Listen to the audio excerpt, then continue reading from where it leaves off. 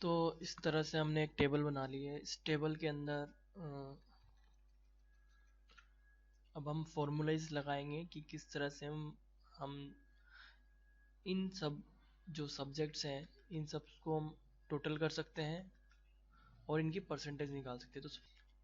तो सबसे पहले हम इक्वल टू लगाएंगे, फिर सम लिखेंगे, देन टैब दबाएंगे। अब जिस सेल का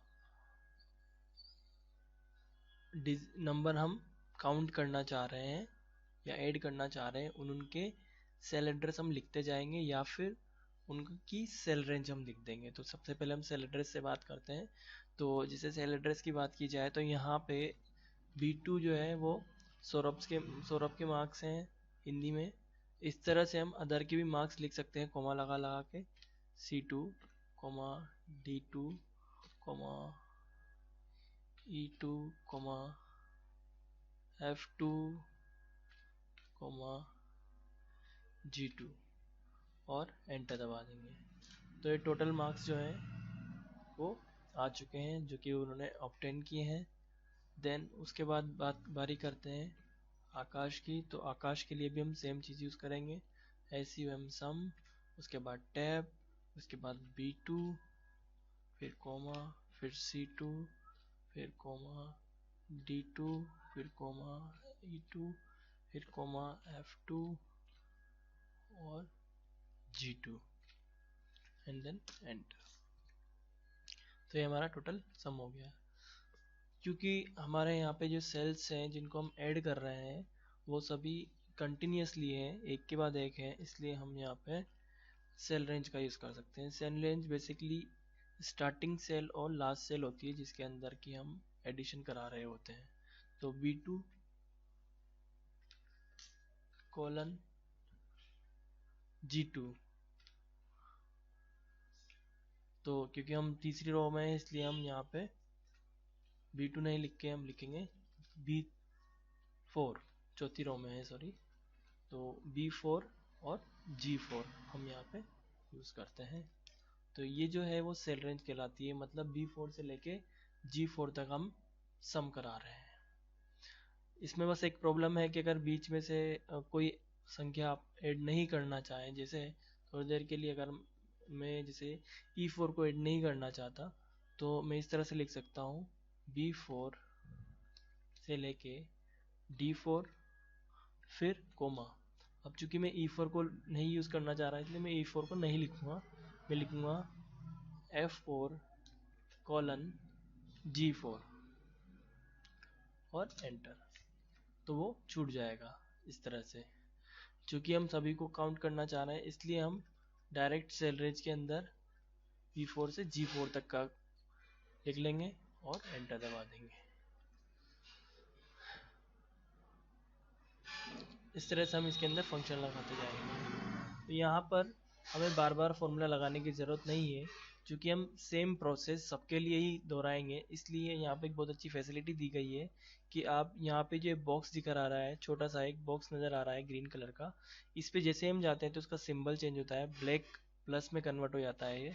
इसको आप लेफ़्ट क्लिक दबा के खींचेंगे, ड्रैग करेंगे तो इस तरह से कुछ होगा और जो फॉर्मूला हमने ऊपर लगाया था वो नीचे पेस्ट हो जाएगा सब में, लेकिन वो अपनी करस्पॉन्डिंग रो के अकॉर्डिंग चेंज होगा। जैसे अगर B5 में अगर हम आ गए हैं रो 5 में तो यहाँ पे B4 नहीं होगा, यहाँ पे B5 होगा, B6, B7, B8, इस तरह से वो चलता जाएगा।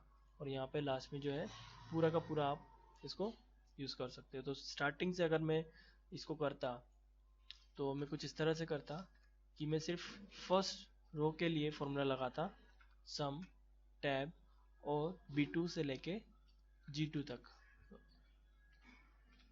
और एंटर। देन मैं इसको ऊपर से लेके नीचे तक ड्रैग कर देता इस तरह से।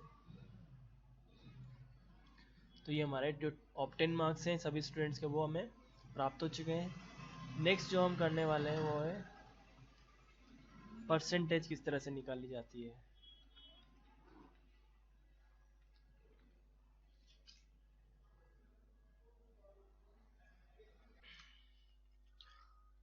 तो अब हम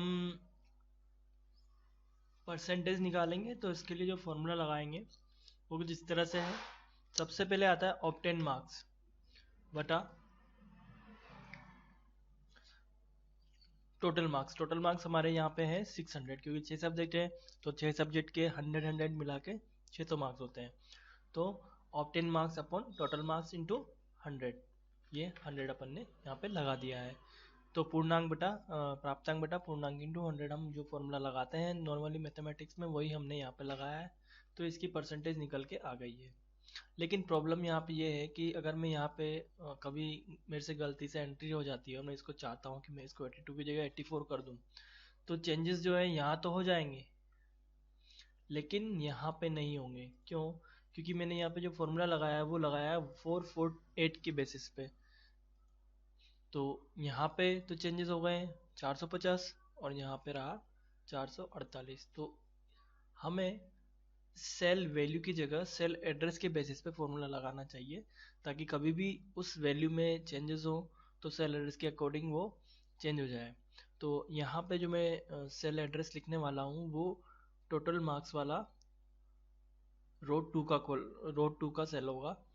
तो H2 मतलब ये ऑप्टेन मार्क्स वाला ये जो सेल है, इसमें जो भी वैल्यू होगी, जो भी XYZ जो भी वैल्यू होगी वो यहाँ पे उठ के आ जाएगी और उस पर कैलकुलेशन परफॉर्म होगी। तो हम देखते हैं। तो ये 75 इसने हमें टोटल निकाल के दिया है। इस तरह से अगला फॉर्मूला वापस हम यही लगाएंगे, लेकिन इस बार हम लिखेंगे H3 divided by 600 into 100 enter. इस तरह से हम फॉर्मूले लगाते जाएंगे। तो हम अब दोबारा उसकी लगाने की ज़रूरत नहीं है, हम उसे ड्रैग कर देंगे इस तरह से। तो ये फॉर्मूला सब जगह लग चुका है। चूँकि यहाँ पे आप देख रहे होंगे कि पॉइंट्स के बाद काफ़ी डिजिट्स आ रही हैं, तो हम चाहते हैं सिर्फ 2 डिजिट्स तक इनको रखना। तो यहाँ का हम इसका यूज़ कर सकते हैं डिक्रीज़ और इंक्रीज़ डेसिमल। डिक्रीज़ करना है हमें तो डिक्रीज़ करते जाएंगे और धीरे धीरे 2 पॉइंट बढ़ा देंगे बस। तो ये हमारा जो है कंप्लीट हो गया है।